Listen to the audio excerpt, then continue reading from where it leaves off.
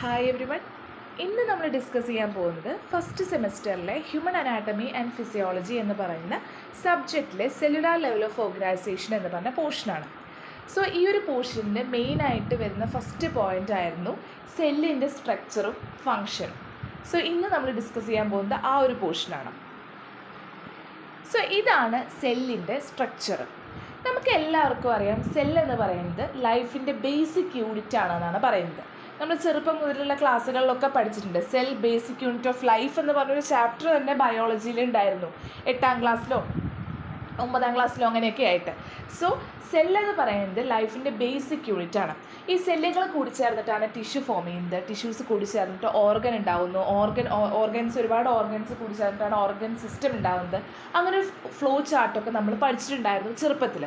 അപ്പോൾ സെല്ലെന്ന് പറയുന്നത് വളരെ ഇമ്പോർട്ടൻ്റ് ആയിട്ടുള്ള ബേസിക് ആയിട്ടുള്ളൊരു യൂണിറ്റ് ആണ്. അപ്പോൾ നമുക്ക് ഈ സെല്ലിൽ എന്തൊക്കെ ഉണ്ടെന്നാണ് ഇന്ന് നമ്മളിവിടെ ഡിസ്കസ് ചെയ്യാൻ പോകുന്നത്. അപ്പോൾ നമുക്ക് ഒരുവിധം ആൻസർ ക്വസ്റ്റ്യൻ പേപ്പേഴ്സിലൊക്കെ നോക്കിക്കഴിഞ്ഞാൽ നമുക്ക് മനസ്സിലാവും, ഒരു 10 മാർക്കിനൊക്കെ ആയിട്ട് ചോദിച്ച് കണ്ടിട്ടുണ്ട്. ഓക്കെ, അതായത് എന്താ പറയുക, സ്ട്രക്ചർ ഓഫ് സെല്ല്, ഫങ്ഷൻസ് അല്ലെങ്കിൽ സെല്ലിൻ്റെ കോമ്പോണൻസ് എന്നൊക്കെ പറഞ്ഞിട്ട് പല രീതിയിലും ചോദിച്ചു കണ്ടിട്ടുള്ളൊരു ക്വസ്റ്റ്യനാണ്. വളരെ സിമ്പിളായിട്ട് ആൻസർ ചെയ്യാൻ പറ്റുന്ന ക്വസ്റ്റ്യനാണ്. കാരണം എന്താ ചോദിച്ചാൽ ഇത് നമ്മൾ പണ്ടേ പഠിച്ചിട്ടുള്ള കാര്യങ്ങളാണ്. ഓക്കെ, സ്പെഷ്യലായിട്ട് അധികമൊന്നും പഠിക്കാനില്ല. ഇതൊക്കെ ഓൾറെഡി 8ാം ക്ലാസ്സിലോ 9ാം ക്ലാസ്സിലൊക്കെ ആയിട്ട് പഠിച്ചിട്ടുള്ള വിഷയങ്ങളാണ്. അപ്പോൾ ആദ്യം തന്നെ ഞാനിവിടെ സ്ട്രക്ചറാണ്, സെല്ലിൻ്റെ ഒരു സ്ട്രക്ചറാണ് കൊടുത്തിരിക്കുന്നത്. അഥവാ സെല്ല് റിലേറ്റഡ് ആയിട്ടുള്ള സെൽ ആൻഡ് കോമ്പോണൻസ് അല്ലെങ്കിൽ structure of cell and function of its എന്നൊക്കെ ചോദിച്ചിട്ടൊരു ക്വസ്റ്റ്യൻ വന്നു കഴിഞ്ഞാൽ ഈ പിക്കാണ് നമ്മൾ വരയ്ക്കേണ്ടത്.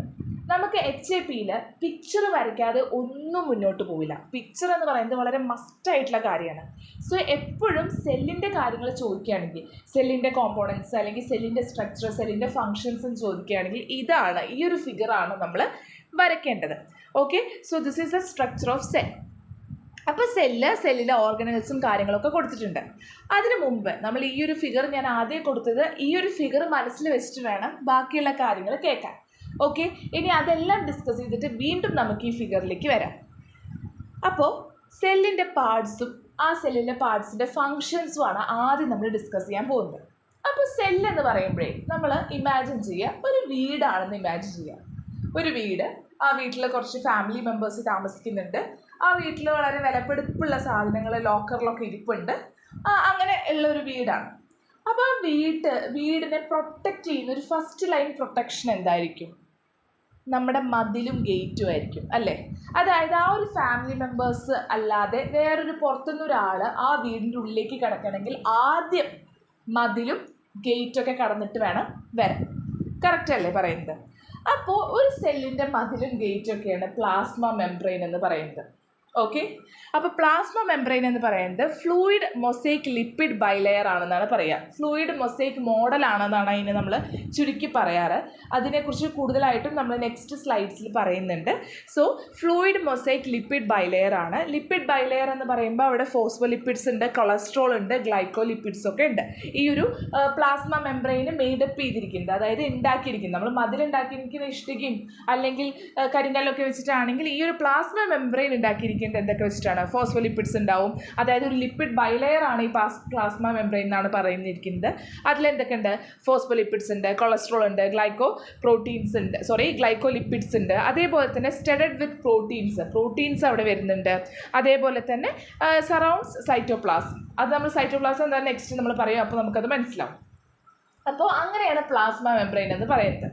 അപ്പോൾ പ്ലാസ്മ മെംബ്രെയിൻ്റെ ഫങ്ഷൻസ് എന്താണെന്നാണ് അടുത്തത് പറയുന്നത്. എന്തൊക്കെയാണ് ഫങ്ഷൻസ്? അതായത് സെല്ലുലാർ കണ്ടൻസ്, സെല്ലിൻ്റെ ഉള്ളിലുള്ള കണ്ടൻസ്. അപ്പോൾ സെല്ലുലാർ കണ്ടൻസിനെ പ്രൊട്ടക്റ്റ് ചെയ്യുന്നുണ്ട്. Makes contact with other cells, ബാക്കിയുള്ള സെൽസുമായിട്ട് കോണ്ടാക്ട് ചെയ്യുക. സെൽ സിഗ്നലിംഗ് ഒക്കെ നമ്മൾ ഭാവിയിൽ ഇതേ സിലബസിൽ തന്നെ നമ്മൾ പഠിക്കും. അപ്പോൾ അതിൽ പറയുന്നുണ്ട് സെല്ലുകളായിട്ട് കോണ്ടാക്ട് ചെയ്യാനൊക്കെ. അപ്പോൾ ഈ ഒരു സെല്ലിനെ മറ്റൊരു സെല്ലുമായിട്ട് കോണ്ടാക്ട് ചെയ്യാൻ സഹായിക്കുന്നത് ആരാണ്? ഈ പറയുന്ന സെല്ലിലെ പ്ലാസ്മ മെംബ്രെയിൻ ആണ്. അതേപോലെ കണ്ടെയ്ൻസ് ചാനൽസ് ഉണ്ട് ഇതിൽ. അതേപോലെ ട്രാൻസ്പോർട്ടേഴ്സ് ഉണ്ട്, റിസപ്റ്റേഴ്സ്. ഓക്കെ, റിസപ്റ്റേഴ്സ് ഉണ്ടാവുക ഈ പ്ലാസ്മ മെംബ്രെയിനിലാണ്. Enzymes, cell identity markers, linker proteins, mediates entry and exit of substance. ഒരു സബ്സ്റ്റൻസ് ഉള്ളിലേക്ക് കയറണമെങ്കിലും അതേപോലെ പുറത്തേക്ക് ഇറങ്ങണമെങ്കിലും ഈ പ്ലാസ്മ മെംബ്രെയിൻ വഴിയായിരിക്കും. കറക്റ്റ് പറഞ്ഞ ഒരു വീടിന് ചുറ്റുള്ള ഒരു മതിലും ഗേറ്റും ഒക്കെ പ്രൊവൈഡ് ചെയ്യുന്ന ആ ഒരു സെയിം ഫങ്ഷൻസ് തന്നെയല്ലേ പ്ലാസ്മ മെംബ്രെയിനും പ്രൊവൈഡ് ചെയ്യുന്നത്. അതായത് പുറത്തേക്ക് പോകാനും ഉള്ളിലേക്ക് പോകാനും ഒക്കെ ഉള്ള ഒരു വഴിയാണത്. അതേപോലെ തന്നെ അതിൽ റിസപ്റ്റേഴ്സ്, എൻസൈംസ്, ഒരു സെൽ ലിങ്കിങ് വരുന്നുണ്ട്. അങ്ങനെയുള്ള കുറേ കാര്യങ്ങളാണ് പ്ലാസ്മ മെംബ്രെയിൻ്റെ ഫങ്ഷൻസ് വരുന്നത്. അപ്പോൾ പ്ലാസ്മ മെംബ്രെയിൻ എന്താണെന്ന് മനസ്സിലായി. അടുത്തതാണ് സൈറ്റോപ്ലാസം. പൊതുവെ കുട്ടികളിൽ കണ്ടുവരുന്ന ഒരു ഡൗട്ടാണ്, സൈറ്റോപ്ലാസും സൈറ്റോസോളും തമ്മിൽ എപ്പോഴും മാറിപ്പോകും.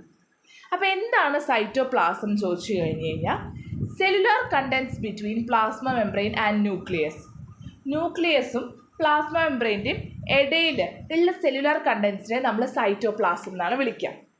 Okay, site of all intracellular activities except those occurring in the nucleus. ന്യൂക്ലിയസിൽ നടക്കുന്ന ആക്ടിവിറ്റീസ് ഒഴിച്ച് ബാക്കി എല്ലാ ആക്ടിവിറ്റീസും ഈ പറയുന്ന സൈറ്റോപ്ലാസത്തിലാണ് നടക്കുന്നത്. ഈ സൈറ്റോപ്ലാസത്തിൽ തന്നെ രണ്ടായിട്ട് തരംതിരിച്ചിട്ടുണ്ട്. ഓക്കെ, ഒന്ന് സൈറ്റോസോളും മറ്റൊന്ന് സെൽ ഓർഗനൽസും. ഓക്കെ, അപ്പോൾ cytoplasm further divided into two, cytosol and cellular organelles. അതിൽ ആദ്യം നമുക്ക് സൈറ്റോസോൾ എന്താണെന്ന് നോക്കാം. സൈറ്റോസോൾ എന്ന് പറയുന്നത് കോമ്പോസ്റ്റ് ഓഫ് വാട്ടർ. അപ്പോൾ ഈ സൈറ്റോസോളിൽ വാട്ടർ ഉണ്ടാവും, സൊല്യൂട്ട്സ് ഉണ്ട്, സസ്പെൻഡഡ് പാർട്ടിക്കിൾസ് ഉണ്ട്, ലിപ്പിഡ് ഡ്രോപ്ലെറ്റ്സ്, ഗ്ലൈക്കോജൻ ഗ്രാനുൾസ് ഒക്കെ ഉണ്ട്.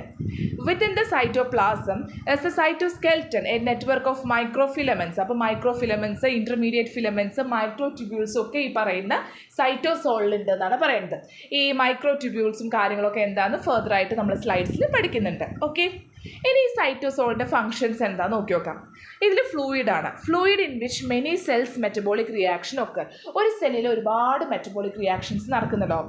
അങ്ങനെയുള്ള മെറ്റബോളിക് റിയാക്ഷൻസ് ഒക്കെ ഈ ഫ്ലൂയിഡിലാണ് നടക്കുക എന്നാണ് പറയുന്നത്. Maintains shape and general organisation of cellular contents. സെല്ലിൻ്റെ ഉള്ളിലുള്ള കണ്ടൻസിന് ഒരു ജനറൽ ആയിട്ടുള്ളൊരു ഓർഗനൈസേഷനും അതേപോലെ ഷേപ്പ് മെയിൻറ്റെയിൻ ചെയ്യാനൊക്കെ സഹായിക്കുന്ന ആളാണ് ആര്? Cytosol. Responsible for cellular movements. Cellular മൂവ്മെൻറ്റ്സിന് ഈ ഒരു സൈറ്റോസോൾ റെസ്പോൺസിബിൾ ആണ് എന്നാണ് പറയുന്നത്. അപ്പോൾ സൈറ്റോസോൾ എന്താ മനസ്സിലായല്ലോ. ഇനി സൈറ്റോസോളും സൈറ്റോപ്ലാസും തമ്മിൽ മാറരുത്. സൈറ്റോപ്ലാസത്തിൻ്റെ സബ് ഡിവിഷനാണ് എന്ത്? സൈറ്റോസോൾ എന്ന് പറയുന്നത്. അപ്പോൾ സൈറ്റോസോൾ നമ്മൾ മനസ്സിലാക്കി. ഇനി നമുക്ക് സെല്ലുലാർ ഓർഗനൽസിലേക്ക് പോവാം. എന്താ സെല്ലുലാർ ഓർഗനൽസിൽ വരുന്നത്? സ്പെഷ്യലൈസ്ഡ് ആയിട്ടുള്ള സ്ട്രക്ചേഴ്സ് ആണ് വിത്ത് ക്യാരക്ടറിസ്റ്റിക് ഷേപ്സ്. ഓക്കെ, അപ്പോൾ സ്പെസിഫിക് ആയിട്ടുള്ള സ്പെഷ്യലൈസ്ഡ് ആയിട്ടുള്ള സ്ട്രക്ചറുകളായിരിക്കും. അവർക്ക് ഒരു ക്യാരക്ടറിസ്റ്റിക് ഷേപ്പ് ഉണ്ടായിരിക്കും. അവർ ഓരോ ഓർഗനൽസിനും അവരവരുടേതായിട്ടുള്ള ഫങ്ഷൻസ് ഉണ്ടായിരിക്കും. ഓക്കെ, നമുക്ക് ഇഷ്ടംപോലെ സെല്ലുലാർ ഓർഗനൽസ് ഉണ്ട്, അവർക്കൊക്കെ അവരുടേതായിട്ടുള്ള ഫങ്ഷൻസും ഉണ്ട്. അതിലാദ്യം പഠിക്കുന്ന സെല്ലുലാർ ഓർഗനലാണ് സെൻട്രോസോം. അപ്പോൾ pair of centrioles plus pericentriolar material. അപ്പോൾ സെൻട്രോസോം എന്ന് പറയുന്നത് എന്താണ്? ഒരു പെയർ ഓഫ് സെൻട്രിയോൾസ് ഉണ്ടായിരിക്കും എന്നാണ് പറയുന്നത്. പ്ലസ് എന്തും കൂടി ഉണ്ടാവും? പെരിസെൻട്രിയോളാർ മെറ്റീരിയലും ഉണ്ടായിരിക്കും എന്നാണ് പറയുന്നത്. ഇനി നമുക്ക് ഈ പറയുന്ന സെൻട്രോസോമിൻ്റെ ഫങ്ഷൻ എന്താണെന്ന് നോക്കാം. The pericentriolar material contain tubulins. അപ്പോൾ നമ്മൾ പറഞ്ഞു പെയർ ഓഫ് സെൻട്രിയോൾസും പ്ലസ് പെരിസെൻട്രിയോളാർ മെറ്റീരിയൽ ഉണ്ട്. അതിൽ പെരിസെൻട്രിയോളാർ മെറ്റീരിയൽ എന്തുണ്ടെന്നാണ് പറയുന്നത്? ട്യൂബുലിൻസ് ഉണ്ടെന്നാണ് പറയുന്നത്. Which are used for growth of the mitotic spindle and microtubule formation. അപ്പോൾ സെൽ ഡിവിഷൻ, മൈറ്റോസിസും മിയോസിസും ഒക്കെ നമ്മൾ 8th സ്റ്റാൻഡേർഡിലൊക്കെ പഠിച്ചിട്ടുള്ള കാര്യമാണ്. അതും നമുക്കിവിടെ പഠിക്കാനുണ്ട്. അപ്പോൾ ഈ മൈറ്റോസിസിലൊക്കെ ഒരു പെർട്ടിക്കുലർ സ്റ്റേജിൽ നമ്മൾ പഠിച്ചിട്ടുണ്ടാവും. അവിടെ ഉണ്ടായിരുന്നൊരു ഫങ്ഷനായിരുന്നു. അതായത് ഒരു മൈറ്റോട്ടിക് സ്പിൻഡിൽ അറൈവ് ചെയ്യും. എന്നിട്ട് ആ മൈറ്റോട്ടിക് സ്പിൻഡിൽ ഈ പറഞ്ഞ ക്രോമസോംസിനെ എന്താ പറയുക വിഭജിച്ചിട്ട് 2 പോളിലേക്ക് കൊണ്ടുപോകും എന്നൊക്കെ പഠിച്ചിട്ടുണ്ടായിരുന്നു. ആ mitotic spindles okay which are used for the growth of ഈ പറഞ്ഞ പെരിസെൻട്രിയോളാർ മെറ്റീരിയൽസ് ആണ്. മെറ്റീരിയൽസിൽ എന്തുണ്ട്? ട്യൂബുലിൻസ് ഉണ്ട്. ഈ ട്യൂബുലിൻസ് ആണ് എന്ത്? ഈ മൈറ്റോട്ടിക് സ്പിൻഡിലിൻ്റെ ഗ്രോത്തിനൊക്കെ യൂസ് ചെയ്യുന്നതെന്നാണ് പറയുന്നത്. മൈറ്റോട്ടിക് സ്പിൻഡിൽ മാത്രമല്ല മൈക്രോട്യൂബ്യൂൾ ഫോർമേഷനും യൂസ് ചെയ്യുന്നത് ഈ പറഞ്ഞ സെൻട്രിയോളാർ മെറ്റീരിയലിൽ കണ്ടെയ്ൻ ചെയ്തിരിക്കുന്ന ട്യൂബുലിൻസ് ആണ് എന്നാണ് പറയുന്നത്. ക്ലിയർ ആയില്ലേ? അപ്പോൾ അതാണ് സെൻട്രോസോംസിൻ്റെ എന്ത് ഫങ്ഷൻ. അടുത്താണ് സീലിയ ആൻഡ് ഫ്ലജല്ല. ഈ സീലിയും ഫ്ലജല്ലയും നമ്മൾ പഠിച്ചിട്ടുള്ള കാര്യമാണ്. Motile cell surface projections that contain 20 microtubules and a basal body. അപ്പോൾ ഒന്നുമില്ല, മൊട്ടൈലായിട്ടുള്ള സെൽ സർഫസ്, അതായത് മൂവിങ് ആയിട്ടുള്ള സെല്ലുണ്ടെങ്കിൽ ആ സെല്ലിൻ്റെ സർഫസിൽ കാണുന്ന പ്രൊജക്ഷൻസ് ആണ് ഈ പറഞ്ഞ സീലിയും ഫ്ലജല്ലയൊക്കെ. ഇതിനെപ്പറ്റിയും ഡീറ്റെയിൽ ആയിട്ട് പറയുന്നുണ്ട്. ഇത് ജസ്റ്റ് ഒരു ബോക്സ് തന്നിട്ട് ജസ്റ്റ് ഒരു ഇൻട്രൊഡക്ഷൻ എന്ന ലെവലിൽ തന്നിരിക്കുകയാണ്. അപ്പോൾ സീലിയ എന്ന് പറയുന്നത് move fluid over cell surface, flagella move entire cells. അപ്പോൾ സീലിയ എന്ന് പറയുമ്പോൾ എന്താണ്? Move fluids over cell surface. Cell സർഫസിൻ്റെ ഓവറിൽ ഫ്ലൂയിഡ്സിൻ്റെ മൂവ്മെൻ്റ് ആണ് സീലിയ ഉണ്ടാക്കുന്നത്. എന്നാൽ ഫ്ലജല്ല എന്ന് പറയുന്നത് എൻറ്റയർ സെൽസ് മൂവ് ചെയ്യുന്നുണ്ട് എന്നാണ് പറയുന്നത്. അടുത്താണ് റൈബോസോംസ്. റൈബോസോംസ് എന്ന് പറയുമ്പോൾ റൈബോസോംസിൽ 2 സബ് യൂണിറ്റ്സ് ഉണ്ട് എന്നാണ് പറയുന്നത്. Containing ribosomal RNA and protein. അതിൽ റൈബോസോമൽ RNA ഉണ്ടാവും, പ്രോട്ടീനും ഉണ്ടാവും. May be free in cytosol. ഒന്നുകിൽ അത് സൈറ്റോസോളിൽ ഫ്രീ ആയിട്ട് കാണപ്പെടും, അല്ലെങ്കിൽ എൻഡോപ്ലാസ്മിക് റെറ്റിക്കുലത്തിൽ അറ്റാച്ച്ഡ് ആയിട്ട് കാണപ്പെടും. മെയിനായിട്ടും റൈബോസോംസ് യൂസ് ചെയ്യുന്നത് പ്രോട്ടീൻ സിന്തസിസ് എന്ന് പറഞ്ഞ ഫംഗ്ഷനാണ് പ്രൊവൈഡ് ചെയ്യുന്നത്. അടുത്തതാണ് endoplasmic reticulum. So membranous network of flattened sacs or tubes. അപ്പം മെംബ്രേനിയസ് ആയിട്ടുള്ളൊരു നെറ്റ്വർക്കാണ്, ഒന്നുകിൽ ഫ്ലാറ്റൻഡ് സാക്സ് ആയിട്ടോ അല്ലെങ്കിൽ ട്യൂബ്യൂൾസ് ആയിട്ടാണ് കാണപ്പെടുന്നത്. Rough endoplasmic reticulum is covered by ribosomes. അപ്പോൾ റഫ് എൻഡോപ്ലാസ്മിക് റെറ്റിക്കുലം ഉണ്ട്, സ്മൂത്ത് എൻഡോപ്ലാസ്മിക് റെറ്റിക്കുലം ഉണ്ട്. റഫ് എൻഡോപ്ലാസ്മിക് റെറ്റിക്കുലം ആണെങ്കിൽ അതിൻ്റെ മുകളിലായിട്ട് റൈബോസോംസിനെ കാണപ്പെടും. And is attached to the nuclear envelope. അത് ന്യൂക്ലിയർ എൻവലപ്പ്, അതായത് ന്യൂക്ലിയസിന് ചുറ്റും കാണുന്ന പ്രൊട്ടക്ഷനാണ് ന്യൂക്ലിയർ എൻവലപ്പ്. അപ്പോൾ ആ ന്യൂക്ലിയർ എൻവലപ്പിന് അറ്റാച്ച്ഡ് ആയിട്ടായിരിക്കും endoplasmic reticulum, rough endoplasmic reticulum കാണപ്പെടുന്നത്. സ്മൂത്ത് എൻഡോപ്ലാസ്മിക് റെറ്റിക്കുലത്തിൽ എന്താണ്? റൈബോസോംസ് ഉണ്ടായിരിക്കില്ല. ഇനി അതിൻ്റെ ഫങ്ഷൻസ് പറയുന്നുണ്ട്. റഫ് എൻഡോപ്ലാസ്മിക് റെറ്റിക്കുലം ആണെങ്കിൽ ഗ്ലൈക്കോപ്രോട്ടീൻസിൻ്റെ സിന്തസിസ്, അതേപോലെ തന്നെ ഫോസ്ഫോലിപ്പിഡ്സിൻ്റെ synthesis that are transferred to cellular organelles, inserted into plasma membrane or secreted during exocytosis, അങ്ങനെയുള്ള കുറേ ഫങ്ഷൻസ് ആണ് വരുന്നത്. എന്നാൽ സ്മൂത്ത് എൻഡോപ്ലാസ്മിക് റെറ്റിക്കുലം എന്ന് പറയുമ്പോൾ synthesis fatty acids and steroids, fatty ആസിഡിൻ്റെ സിന്തസിസ്, അതേപോലെ സ്റ്റെറോയിഡ്സിൻ്റെ സിന്തസിസ്, അതേപോലെ തന്നെ എന്താണ്, ഡ്രഗുകളെ ഇനാക്ടിവേറ്റ് ആക്കുന്നുണ്ട്, ഡീടോക്സിഫൈ ചെയ്യുന്നുണ്ട്, ഫോസ്ഫേറ്റ്സിനെ റിമൂവ് ചെയ്യുന്നുണ്ട്, ഫോസ്ഫേറ്റ് ഗ്രൂപ്പിനെ റിമൂവ് ചെയ്യുന്നുണ്ട് ഫ്രം ഗ്ലൂക്കോസ് 6-ഫോസ്ഫേറ്റ്. ഗ്ലൂക്കോസ് 6-ഫോസ്ഫേറ്റിന് ഫോസ്ഫേറ്റ് ഗ്രൂപ്പിനെ റിമൂവ് ചെയ്യുന്നുണ്ട്. And stores and release calcium ions in muscle cells. Muscle സെൽസിൽ കാൽഷ്യം അയോൺസിനെ എന്ത് ചെയ്യുന്നുണ്ട്? സ്റ്റോർ ചെയ്യുകയും റിലീസ് ചെയ്യുകയും ചെയ്യുന്നുണ്ട്. ഇതുപോലുള്ള കുറേ കാര്യങ്ങളാണ് ഈ പറയുന്ന സ്മൂത്ത് എൻഡോപ്ലാസ്മിക് റെറ്റിക്കുലം ചെയ്യുന്നത്. അപ്പോൾ എൻഡോപ്ലാസ്മിക് റെറ്റിക്കുലം എന്ന് പറയുമ്പോൾ സ്മൂത്ത് എൻഡോപ്ലാസ്മിക് റെറ്റിക്കുലത്തെ പറ്റി എഴുതണം, റഫ് എൻഡോപ്ലാസ്മിക് റെറ്റിക്കുലത്തെ പറ്റി എഴുതണം. അടുത്തതാണ് Golgi bodies. Consist of 3 to 20 flattened membranous sac. അപ്പോൾ ഒരു 3 മുതൽ 20 വരെ ഫ്ലാറ്റൻഡ് ആയിട്ടുള്ള ഒരു മെംബ്രേനിയസ് സാക്ക് ആയിരിക്കും. അതിനെ നമ്മൾ സിസ്റ്റർനി എന്നാണ് വിളിക്കുന്നത്. Structurally and functionally divide into, അപ്പോൾ സ്ട്രക്ചറലി ആണെങ്കിലും ഫങ്ഷണലി ആണെങ്കിലും അതിന് നമ്മൾ ഡിവൈഡ് ചെയ്തിട്ടുണ്ട്. എൻട്രി ഒരു സിസ് ഫേസ്, എൻട്രി അല്ലെങ്കിൽ സിസ് ഫേസ് എന്ന് പറയും. അതേപോലെ തന്നെ മീഡിയൽ സിസ്റ്റർനെ ഉണ്ടാവും. അതേപോലെ തന്നെ ഒരു എക്സിറ്റ് അല്ലെങ്കിൽ ഒരു ട്രാൻസ് ഫേസും ഉണ്ടായിരിക്കും എന്നാണ് പറയുന്നത്. എൻട്രി അല്ലെങ്കിൽ സിസ് ഫേസ് എന്ന് പറയുന്നത് പ്രോട്ടീനിനെ ആക്സെപ്റ്റ് ചെയ്യുന്നതാണ് പറയുന്നത് റഫ് എൻഡോപ്ലാസ്മിക് റെറ്റിക്കുലത്തിൽ നിന്ന്. മീഡിയൽ സിസ്റ്റർനെ എന്ന് പറയുന്നത് ഫോം ഗ്ലൈക്കോപ്രോട്ടീൻസ്, ഗ്ലൈക്കോലിപ്പിഡ്സ്, ലിപ്പോപ്രോട്ടീൻസിനൊക്കെ എന്ത് ചെയ്യുന്നുണ്ട്? ഫോം ചെയ്യാൻ സഹായിക്കുന്നുണ്ട്. എക്സിറ്റ് അല്ലെങ്കിൽ ട്രാൻസ് ഫേസ് എന്ന് പറയുന്നത് മോഡിഫൈസ് മോളിക്യൂൾസ് ഫെർദർ. അപ്പോൾ അവിടെ മോളിക്യൂൾസിനെ ഫെർദർ ആയിട്ട് മോഡിഫൈ ചെയ്യുന്നുണ്ട്. Then sorts and packages them for transport to their destination. എന്നിട്ട് അവരെ സോർട്ട് ഔട്ട് ചെയ്തിട്ട് അവരുടെ ഡെസ്റ്റിനേഷൻ എവിടെയാണോ അവിടേക്ക് പാക്ക് ചെയ്ത് അയക്കുന്നു എന്നാണ് പറയുന്നത്. So this is all about Golgi bodies. അടുത്താണ് lysosome. Vesicles formed from Golgi complex. Golgi കോംപ്ലക്സിൽ ഫോം ചെയ്യുന്ന വെസിക്കിൾസ് ആണ്. ഡൈജസ്റ്റീവ് എൻസൈംസ് ഉണ്ടായിരിക്കും ഈ വെസിക്കിൾസിൽ എന്നാണ് പറയുന്നത്. Fuses with the digest contents of endosomes, pinocytic vesicles and phagosomes and transport final product of digestion into cytosol. അതായത് ഡൈജഷൻ്റെ ഫൈനൽ പ്രൊഡക്റ്റിനെ സൈറ്റോസോളിലേക്ക് എത്തിക്കാൻ വേണ്ടിയിട്ട് എന്ത് ചെയ്യുന്നുണ്ട്? ഈ പറഞ്ഞ ഡൈജസ്റ്റ് കണ്ടൻസ് ഓഫ് എൻഡോസോംസ് അല്ലെങ്കിൽ പീനോസൈറ്റിക് വെസിക്കിൾസ്, ഫാഗോസോംസിൻ്റെ ഒക്കെ അതിൻ്റെയൊക്കെ ഡൈജസ്റ്റ് കണ്ടൻസുമായിട്ട് ഫ്യൂസ് ചെയ്യുന്നുണ്ട് എന്നാണ് പറയുന്നത്. Digest worn out organelle autophagy one of the function ആണെന്ന് പറയുന്നത്. അതായത് വോൺ ഔട്ട് ആയിട്ടുള്ള ഓർഗനൽ ഉണ്ടെങ്കിൽ അതിനെ ഡൈജസ്റ്റ് ചെയ്യുക. എൻറ്റയർ സെല്ലിനെ ഡൈജസ്റ്റ് ചെയ്യുന്നുണ്ട്, അതായത് ഓട്ടോലൈസിസ്. ഓട്ടോലൈസിസിന് കാരണമാവുന്നുണ്ട്. അതായത് എൻ്റെ സെല്ലിനെ ഡൈജസ്റ്റ് ചെയ്യുന്ന പ്രോസസ്സാണ് ഓട്ടോലൈസിസ്. അതിന് ലൈസോസോം സഹായിക്കുന്നുണ്ട്. അതേപോലെ എക്സ്ട്രാ സെല്ലുലാർ മെറ്റീരിയൽസിനെ ഡൈജസ്റ്റ് ചെയ്യുന്നതിനും ഒക്കെ, അതായത് എക്സ്ട്രാ സെല്ലുലാർ മെറ്റീരിയൽസിനൊക്കെ അങ്ങനെയുള്ള കാര്യങ്ങൾക്കൊക്കെ ഈ പറയുന്ന ലൈസോസോം ഹെൽപ്പ് ചെയ്യുന്നുണ്ട് എന്നാണ് പറയുന്നത്. അടുത്താണ് പെറോക്സിസോം. വെസിക്കിൾസ് കണ്ടെയ്നിങ് ഓക്സിഡേസ്, അതായത് ഓക്സിഡേറ്റീവ് എൻസൈംസ് ഉള്ള വെസിക്കിൾസിനെയാണ് പെറോക്സിസോം എന്ന് പറയുന്നത്. ആൻഡ് കാറ്റലൈസ് അല്ലെങ്കിൽ കാറ്റലൈസ് എന്ന് ഉദ്ദേശിക്കുന്നത് ഡീകമ്പോസസ് ഹൈഡ്രജൻ പെറോക്സൈഡിനെ ഡീകമ്പോസ് ചെയ്യുന്നതാണ്. New peroxisome bud form pre existing ones. അപ്പോൾ എന്താണ് new peroxisome bud from pre existing one, മുമ്പേ എക്സിസ്റ്റ് ചെയ്യുന്ന പെറോക്സിസോം എന്നാണ് പുതിയ പെറോക്സിസോംസ് ഉണ്ടാവുന്നതെന്നാണ് പറയുന്നത്. അപ്പോൾ ഓക്സിഡേസ് അതേപോലെ കാറ്റലൈസ് ചെയ്യുന്ന ഒരു റിയാക്ഷനാണ് ഹൈഡ്രജൻ പെറോക്സൈഡിൻ്റെ ഡീകമ്പോസിഷൻ എന്ന് പറയുന്നത്. അങ്ങനെയുള്ളതിനൊക്കെ ഹെൽപ്പ് ചെയ്യുന്നതാണ്. അപ്പോൾ അമിനോ ആസിഡ്സിനും ഫാറ്റി ആസിഡ്സിനൊക്കെ ഓക്സിഡൈസ് ചെയ്യുന്നുണ്ട്. അതേപോലെ ചില ഹാംഫുൾ സബ്സ്റ്റൻസിനെ ഡീടോക്സിഫൈ ചെയ്യുന്നുണ്ട്. ഫോർ എക്സാമ്പിൾ ഹൈഡ്രജൻ പെറോക്സൈഡ്, അതേപോലെ തന്നെ ഫ്രീ റാഡിക്കൽ അസോസിയേറ്റ് ആയിട്ടുള്ള കാര്യങ്ങളൊക്കെ ഡീടോക്സിഫൈ ചെയ്യാനും ഈ പറഞ്ഞ പെറോക്സിസോം ഹെൽപ്പ് ചെയ്യുന്നുണ്ട്. അതാണ് കാറ്റലൈസ് എന്ന് പറഞ്ഞൊരു കേസിൽ അത് പറയുന്നത്. അടുത്തതാണ് പ്രോട്ടിയസോം. അപ്പോൾ എന്താണ് പ്രോട്ടിയസോം എന്ന് നോക്കാം. ടൈനി ബാരൽ ഷേപ്ഡ് ആയിട്ടുള്ള സ്ട്രക്ചറാണ് കണ്ടെയ്ൻ പ്രോട്ടിയേസസ് പറഞ്ഞൊരു എൻസൈം ഉണ്ട്. അതായത് പ്രോട്ടിയോലൈറ്റിക് എൻസൈംസിനെയാണ് പ്രോട്ടിയേസസ് എന്ന് പറയാം. ഇവിടെ മെയിനായിട്ടും ഡീഗ്രേഡ് ചെയ്യുന്നത് അൺനീഡഡ് ആയിട്ടുള്ള ഡാമേജ്ഡ് ആയിട്ടുള്ള അല്ലെങ്കിൽ ഫോൾട്ടി പ്രോട്ടീൻസിനൊക്കെ ഡീഗ്രേഡ് ചെയ്യാണ് ചെയ്യുന്നത്. അപ്പോൾ അതിനെ സ്മോൾ പെപ്റ്റൈഡ്സ് ആയിട്ട് കട്ട് ചെയ്ത് മാറ്റാണ് പ്രോട്ടിയേസസിൻ്റെ മെയിൻ ഫംഗ്ഷൻ. അപ്പോൾ പ്രോട്ടിയേസസ് കണ്ടെയ്നിങ് ആയിട്ടുള്ള ആ ഒരു ബാരൽ ഷേപ്ഡ് ടൈനി സ്ട്രക്ചറിനെയാണ് പ്രോട്ടിയോസോം എന്ന് പറയുന്നത്.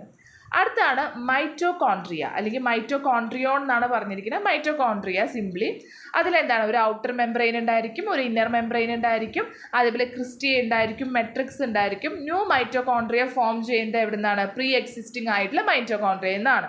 അപ്പോൾ നമ്മൾ പെറോക്സിസോമിൻ്റെ കേസ് പറഞ്ഞ പോലെ തന്നെയാണ്. അപ്പോൾ ഇവിടെ എയറോബിക് സെല്ലുലാർ റെസ്പിറേഷൻ്റെ സൈറ്റ് ആണെന്നാണ് പറയുന്നത്. അതേപോലെ തന്നെ ATP ഒക്കെ പ്രൊഡ്യൂസ് ചെയ്യുന്നതാണ്. അതേപോലെ plays an important early role in അപ്പോപ്റ്റോസിസിൽ ഒരു ഇമ്പോർട്ടൻറ്റ് റോള് ഈ പറയുന്ന മൈറ്റോകോൺട്രിയയ്ക്ക് ഉണ്ട്. അടുത്തതാണ് ന്യൂക്ലിയസ്. അപ്പോൾ ന്യൂക്ലിയസ് എന്ന് പറയുമ്പോൾ ഒരു സെല്ലിലുള്ള നമ്മൾ പറയില്ലേ ഒരു സെല്ലിൻ്റെ ഒരു മെയിൻ പാർട്ടാണ് ന്യൂക്ലിയസ് എന്ന് പറയുന്നത്. നമുക്ക് വേണമെങ്കിൽ പറയുമ്പോൾ ഒരു വീടിൻ്റെ ഉള്ളിലുള്ള ഒരു ലോക്കർ പോലെയാണ് പറയാം. സോ ന്യൂക്ലിയസ് എന്ന് പറയുമ്പോൾ ന്യൂക്ലിയർ എൻവലപ്പ് ഉണ്ട്, അതേപോലെ പോസ് ഉണ്ടായിരിക്കും ആ എൻവലപ്പിന്, ന്യൂക്ലിയോലൈ ഉണ്ട്, ക്രോമസോംസ് ഉണ്ട് വിച്ച് എക്സിസ്റ്റ്. അത് നമ്മൾ ക്രോമസോംസ് ക്രൊമാറ്റിൻ ഫൈബേഴ്സ് അല്ലെങ്കിൽ ക്രൊമാറ്റിൻ എന്ന് പറഞ്ഞൊരു സ്റ്റേജ് ആയിട്ടാണ് എക്സിസ്റ്റ് ചെയ്യുന്നത്. അത് ക്രോമോസോംസ് ആയിട്ട് മൈറ്റോസിസ് പറഞ്ഞ സെല്ലുലാർ ഡിവിഷൻ്റെ കേസിലാണ് മാറുന്നത്, ആ ക്രോമോസോംസ് ആയിട്ട് ചേഞ്ച് ആവുന്നതൊക്കെ. സോ ഇതിൻ്റെ ഫങ്ഷൻസ് എന്ന് പറയുന്നത് nuclear pores control the movement of substance. അതായത് ന്യൂക്ലിയസും സൈറ്റോപ്ലാസും ബിറ്റ്വീനിലുള്ള സബ്സ്റ്റൻസിൻ്റെ മൂവ്മെൻറ്റ് കൺട്രോൾ ചെയ്യുന്നത് ന്യൂക്ലിയർ പോസ് ആണ്. Nucleoli produces ribosomes. അപ്പോൾ ന്യൂക്ലിയോലൈ ആണ് റൈബോസോംസിനെ പ്രൊഡ്യൂസ് ചെയ്യുന്നത്. അതേപോലെ ക്രോമോസോം കൺസിസ്റ്റ് ഓഫ് ജീൻ. അപ്പോൾ ക്രോമോസോംസിലാണ് നമ്മുടെ ജീൻ ഉള്ളത്. ആ ജീനാണ് എന്ത് കൺട്രോൾ ചെയ്യുന്നത്? സെല്ലുലാർ സ്ട്രക്ചേഴ്സും സെല്ലിൻ്റെ ഫങ്ഷൻസും ഒക്കെ കൺട്രോൾ ചെയ്യുന്നത്. അപ്പോൾ ഇത്രയും കാര്യങ്ങളാണ് നമുക്ക് സെല്ലിനെ പറ്റിയിട്ട് പറയാനുള്ളത്. ഇനി നമുക്ക് ആ ഒരു സെല്ലിൻ്റെ സ്ട്രക്ചർ വീണ്ടും നോക്കാം. എന്തൊക്കെയുണ്ട്? അപ്പോൾ സെല്ലിൻ്റെ സ്ട്രക്ചർ നോക്കി നോക്കുക. നമുക്കറിയാം ഒരു ന്യൂക്ലിയസ് ഉണ്ട് പറഞ്ഞു, ന്യൂക്ലിയർ എൻവലപ്പ് ഉണ്ട് എന്ന് പറഞ്ഞു. ഞാനത് നോട്ട് ചെയ്ത് കാണിച്ചു തരാം. സോ ദാ ഇവിടെയാണ് നമുക്ക് ന്യൂക്ലിയസ് ഉള്ളത്. ന്യൂക്ലിയസ് ആണ്, നമ്മളിവിടെ ന്യൂക്ലിയസ് ആണെന്ന് പറഞ്ഞിട്ടുണ്ടായിരുന്നു ഇത്. അതേപോലെ തന്നെ എന്താണ് നമുക്ക് അവിടെ എന്തുണ്ട്? ഒരു ന്യൂക്ലിയർ എൻവലപ്പ് ഉണ്ട് എന്ന് പറഞ്ഞിട്ടുണ്ടായിരുന്നു. ആ എൻവലപ്പാണ് ഈ കാണുന്നത്. ന്യൂക്ലിയർ എൻവലപ്പ് ഉണ്ട്, ദാ ന്യൂക്ലിയോലസ് ഉണ്ട് എന്ന് പറഞ്ഞിട്ടുണ്ടായിരുന്നു. അതേപോലെ തന്നെ നമ്മൾ പറഞ്ഞു സൈറ്റോപ്ലാസം, ഈ ഒരു പോർഷനാണ് സൈറ്റോപ്ലാസം വരുന്നത്. ഈ ഒരു നീല പോർഷനെ കണ്ടു, ഈ ഒരു വര, അതാണ് നമ്മുടെ പ്ലാസ്മ മെംബ്രെയിൻ എന്ന് പറയുന്നത്. അതേപോലെ തന്നെ ഈ ന്യൂക്ലിയർ എൻവലപ്പുമായിട്ട് വളരെ ചേർന്നിരിക്കുന്ന ഈ ഒരു പോർഷൻസ് ആണ് റഫ് എൻഡോപ്ലാസ്മിക് റെറ്റിക്കുലം എന്ന് പറയുന്നത്. കാരണം ശ്രദ്ധിച്ചറിയാം, ആ റഫ് എൻഡോപ്ലാസ്മിക് റെറ്റിക്കുലം ഒരു നീല ഡോട്ട് ഉണ്ട് ബ്ലൂബെറീസ് പോലെ അല്ലേ, അതിനെയാണ് നമ്മൾ റൈബോസോംസ് എന്ന് പറയുന്നത്. ഓക്കെ അപ്പോൾ അത്രയും പോർഷൻസ് നമ്മളിപ്പോൾ കവർ ചെയ്തു. നെക്സ്റ്റ് ഏതാണ് പറയുന്നത്? അപ്പോൾ റൈബോസോംസ് മനസ്സിലായി. നെക്സ്റ്റ് എന്താണ്? ഗോൾഗി കോംപ്ലക്സസ് ആണ് പറയുന്നത്. അപ്പോൾ ഗോൾഗി കോംപ്ലക്സസ് എന്ന് പറയുമ്പോൾ ഈ ഒരു പോർഷനാണ് ഗോൾഗി കോംപ്ലക്സസ് വരുന്നത്. ശ്രദ്ധിച്ചറിയാം, ഒരു 3 മുതൽ 20 വരെ ഫ്ലാറ്റൻഡ് സാക്സ് എന്നാണ് പറയുന്നത്. അപ്പോൾ അതാണ് ഗോൾഗി കോംപ്ലക്സ് പറഞ്ഞിട്ടുള്ളത്. ഈ ഒരു ഭാഗം മൊത്തം കഴിഞ്ഞില്ലേ? ഓൾമോസ്റ്റ് കഴിഞ്ഞു. ഇനി ഫ്രീ ആയിട്ടുള്ള റൈബോസോംസ് കിടക്കുന്നുണ്ട്. സൈറ്റോപ്ലാസ്റ്റിലൊക്കെ കണ്ടറിയാം അല്ലേ, നീല കുത്തുകൾ കാണുന്നുണ്ട്. പ്രൊട്ടിയോസോം, ഇതാണ് പ്രൊട്ടിയോസോം എന്ന് പറയുന്നത്. ഇതാണ് ഫ്ലജല്ല കാണിച്ചിട്ടുണ്ട്, സീലിയമും കാണിച്ചിട്ടുണ്ട്. ഓക്കെ, പിന്നെ നെക്സ്റ്റ് എന്താണ് വരുന്നത്? ഈ ഒരു സൈഡിലേക്ക് വരാം. നമ്മളെന്താണ് സൈറ്റോസ്കെൽട്ടൻ, മൈക്രോട്യൂബ്യൂൾസ്, ഈ പറയുന്ന ഫ്ലജറിലൻ പറഞ്ഞ ഈ ഒരു ഏരിയയുടെ ഇവിടെയായിട്ട് നമ്മുടെ മൈക്രോട്യൂബ്യൂൾസ് ഉണ്ട്. അതേപോലെ മൈക്രോ ഫിലമെൻറ്റ്സ് ഇവിടെ എങ്ങനെയായിട്ട് കാണുന്നുണ്ട്. പിന്നെ ഇൻ്റർമീഡിയറ്റ് ഫിലമെൻറ്റ്സ് എന്ന് പറയുമ്പോൾ സെല്ലിൻ്റെ ഉള്ളിലായിട്ട് കാണപ്പെടുന്നതാണ്. ഇതിനെപ്പറ്റി ഡീറ്റെയിൽ ആയിട്ട് നെക്സ്റ്റ് സ്ലൈഡ്സിൽ നമ്മൾ പഠിക്കാനുണ്ട്. അപ്പോൾ നമ്മളൊരു ചെറിയൊരു ബോക്സ് പഠിച്ചുകൊണ്ട് നമ്മൾ അങ്ങോട്ട് തിരിച്ച് വന്നതാണ് എന്തൊക്കെയാണെന്ന് കാണിക്കാൻ. അതേപോലെ മൈക്രോവില്ലി, പിന്നെ എന്താണ് സെൻട്രോസോം നമ്മൾ പറയുന്നുണ്ട്. സെൻട്രോസോം അതിൽ തന്നെ സെൻട്രിയോളാർ മെറ്റീരിയലും സെൻട്രിയോൾസും ഇവിടെ നമ്മൾ പറയുന്നുണ്ട് ഒരു വൈറ്റ് കളറിലായിട്ട്. പ്ലാസ്മ മെംബ്രെയിൻ പറഞ്ഞു. പിന്നെ സെക്രിയേറ്ററി വെസിക്കിൾസ് ഉണ്ട്. ഇവിടെയാണ് ഒരു പച്ച വട്ടം കണ്ടു, അതാണ് ലൈസോസോം എന്ന് പറയുന്നത്. ഇതാണ് സ്മൂത്ത് എൻഡോപ്ലാസ്മിക് റെറ്റിക്കുലം. കാണാണ്ടോ സ്മൂത്ത് എൻഡോപ്ലാസ്മിക് റെറ്റിക്കുലത്തിൽ ആ ബ്ലൂബെറീസ് പോലെ സംഭവം ഉണ്ടോ, അതായത് റൈബോസോംസ് ഇല്ല. നെക്സ്റ്റ് എന്താണ് പെറോക്സിസോം. ഇതാണ് പെറോക്സിസോം എന്ന് പറയുന്നത്. മൈറ്റോകോൺട്രിയ, ഈ ഒരു സ്ട്രക്ചറാണ് മൈറ്റോകോൺട്രിയ. പിന്നെ മൈക്രോട്യൂബ്യൂൾസ് ഇവിടെയും കാണപ്പെടുന്നുണ്ട്. മൈക്രോഫിലമെൻറ്റ്സ് ഇവിടെ കാണപ്പെടുന്നുണ്ട്. So this is the structure of cell. അപ്പോൾ സെല്ലിൻ്റെ സ്ട്രക്ചർ ആൻഡ് ഫങ്ഷൻ എന്ന് പറഞ്ഞു കഴിഞ്ഞാൽ ഒരു 10 മാർക്കിനാണെങ്കിലും ഇത് എഴുതി വെച്ചാൽ സുന്ദരമായിട്ട് നമുക്കൊരു 7-8 മാർക്ക് കിട്ടും. ആദ്യം ഈ ഒരു ഫിഗർ വരച്ച് വയ്ക്കുക, പിന്നെ ഈ ബോക്സ് അതുപോലെ എഴുതി വയ്ക്കുക. ഓക്കെ, എന്നിട്ട് അതിനെ പറ്റിയിട്ട് വേണമെങ്കിൽ കുറച്ചും കൂടി ആഡ് ചെയ്യാം ഫോർ എക്സ്ട്രാ മാർക്സ്. ഇത്രയേ ഉള്ളൂ നമ്മുടെ സെല്ലിൻ്റെ സ്ട്രക്ചർ. സോ ഇത് വരയ്ക്കാനും എളുപ്പമാണ്. നമ്മൾ വരയ്ക്കുമ്പോൾ നമ്മൾ വിചാരിക്കും അയ്യോ ഇത് എങ്ങനെ വരയ്ക്കുകയാണ്. അപ്പോൾ ഞാനൊരു ഷോർട്ട് കട്ട് കണ്ടുപിടിച്ചത് എങ്ങനെയാണെന്ന് വെച്ചാൽ ആദ്യം ഇങ്ങനൊരു വട്ടം വരയ്ക്കുക. ഓക്കെ, ഇങ്ങനെ ഇതുവരെ വരയ്ക്കുക. എന്നിട്ട് താഴേക്ക് ഇങ്ങനെ ഒന്ന് കൊടുക്കുക. അപ്പോൾ താഴെ അധികം നമ്മൾ ഒരു പാത്രം പോലെ വരയ്ക്കുക. എന്നിട്ട് ഈ മുകളിലത്തെ സ്ട്രക്ചറിലാണ്. അപ്പോൾ ആദ്യം ഇവിടെ നമുക്ക് ഇങ്ങനെ മറ്റേ എന്താ പറയുക ജസ്റ്റ് കുനിപ്പ് കൊടുക്കുക. പിന്നെ ഇവിടെ ഒരു ഫ്ലജെല്ലം കൊടുക്കുക, ഇവിടെ ഒരു സീലിയ കൊടുക്കുക. കഴിഞ്ഞു. അത് കഴിഞ്ഞിട്ട് ഈ ഒരു പോർഷനിലായിട്ടാണ് നമ്മൾ ന്യൂക്ലിയസ് വരുന്നത്. പിന്നെ അവിടെ നിന്ന് അങ്ങനെ ഫുള്ള് വരച്ച് വരിക. അപ്പോൾ റഫ് എൻഡോപ്ലാസ്മിക് റെറ്റിക്കുലം, ഈ ഒരു പോർഷനിൽ Golgi bodies, mitochondria, smooth endoplasmic reticulum, പിന്നെ പെറോക്സിസോം, അതേപോലെ തന്നെ പ്രൊട്ടിയോസോം പോലുള്ള സംഭവങ്ങൾ അങ്ങനെയൊക്കെ വെച്ചിട്ട് വരയ്ക്കുക. അപ്പോൾ ഇതിലിപ്പോൾ മൈറ്റോകോൺട്രിയ 2 എണ്ണം കാണിക്കുന്നുണ്ട്. അപ്പോൾ ലൈസോസോം അങ്ങനെ ചിലതൊക്കെ റിപ്പീറ്റഡ് ആയി കാണിക്കുന്നുണ്ട്. ആ ഒരു ഫിഗറിൻ്റെ ഭംഗിക്ക് വേണ്ടിയാണ്. നമുക്ക് എന്താ വേണ്ടത് വെച്ചാൽ മാർക്കാണ് വേണ്ടത്. അപ്പോൾ ആ ഒരു ആൻസർ ഷീറ്റിൽ നമുക്ക് കണ്ടു കഴിഞ്ഞാൽ നമുക്ക് നല്ല വൃത്തിയായിട്ട് കാണണമെല്ലാം. അത് മാത്രം നമ്മൾ ശ്രദ്ധിച്ചാൽ മതി. So this is all about cell. ഇനി നെക്സ്റ്റ് ക്ലാസ്സിൽ നമ്മൾ ഇതിലെ ഓരോ പാർട്ടും ഓരോ കോമ്പോണൻറ്റിനും എടുത്തിട്ട് അതിനെ പറ്റിയിട്ട് നമ്മൾ കുറച്ചും കൂടി ഡീപ്പായിട്ട് പഠിക്കുന്നുണ്ട്. അതിപ്പോൾ പറയാത്ത എന്താ വെച്ചാൽ നമ്മൾ ജസ്റ്റ് ഇപ്പോൾ സെല്ലിനെ പറ്റിയിട്ട് നമ്മൾ പഠിച്ചു കഴിഞ്ഞു. അപ്പോൾ നീ ബൾക്ക് ആവേണ്ട വെച്ചിട്ടാണ്. സോ നെക്സ്റ്റ് ക്ലാസ്സിൽ we will discuss about plasma membrane, അതേപോലെ തന്നെ ഈ പറയുന്ന ഗോൾഗി ബോഡീസ്, മൈറ്റോകോൺട്രിയ, ഇതിനെക്കുറിച്ച് കുറച്ച് ഡീറ്റെയിലിംഗ് ആയിട്ട് മേ ബി ഒരു 5 മാർക്സ് ബൾക്ക്, അല്ലെങ്കിൽ 2 മാർക്കിന് പ്ലാസ്മ മെംബ്രെയിൻ മാത്രം ചോദിച്ചാൽ, അല്ലെങ്കിൽ ഒരു 2 മാർക്കിന് ഗോൾഗി കോംപ്ലക്സ് മാത്രം ചോദിച്ചാൽ എഴുതാനുള്ളത് വേണം. അങ്ങനെയുള്ള കാര്യങ്ങളാണ് നെക്സ്റ്റ് ക്ലാസ്സിൽ പഠിക്കുന്നുണ്ടാവുക. Okay, so thank U.